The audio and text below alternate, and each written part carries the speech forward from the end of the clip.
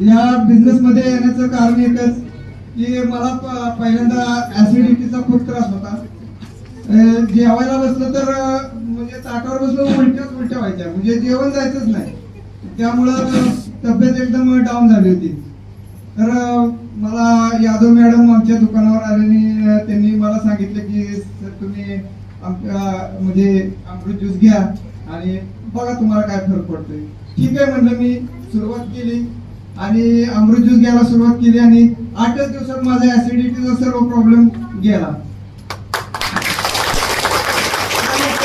त्यानंतर मी असं माझा कोर्स पूर्ण चालू ठेवला.